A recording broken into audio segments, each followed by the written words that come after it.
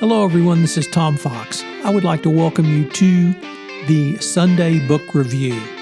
The Sunday Book Review is the series where I discuss books which impact the compliance practitioner, the legal professional, and the business professional.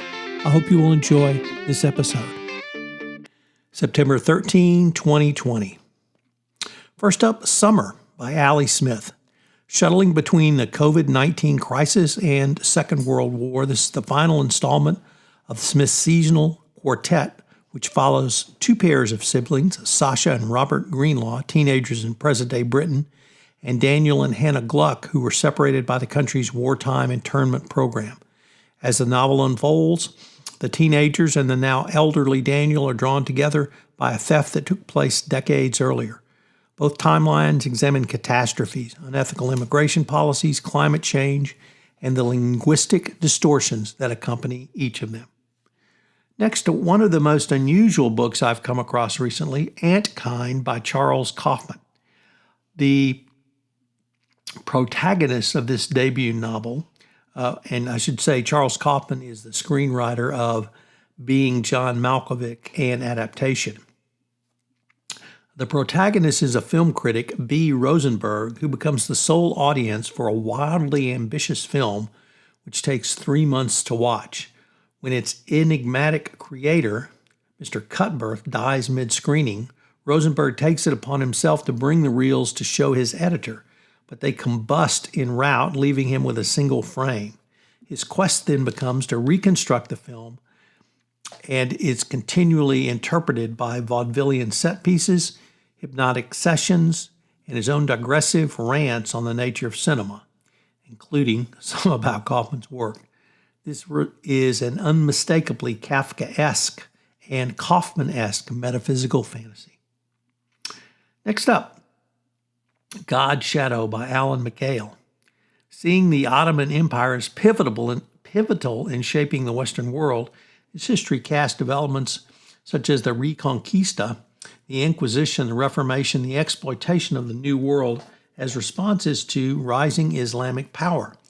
Mikhail focuses on Selim, who in 1517 became the first Ottoman emperor or ruler to be both sultan and caliph, and whose military and administrative skill tripled Ottoman territory, making it the largest and most powerful empire in the world.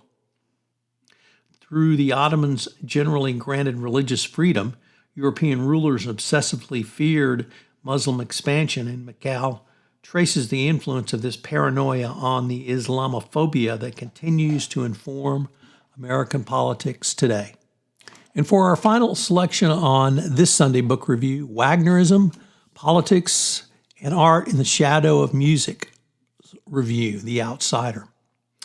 In this book, it takes a look at Richard Wagner. And obviously, great works of art are powerfully imagined that their intent and expression changes human character.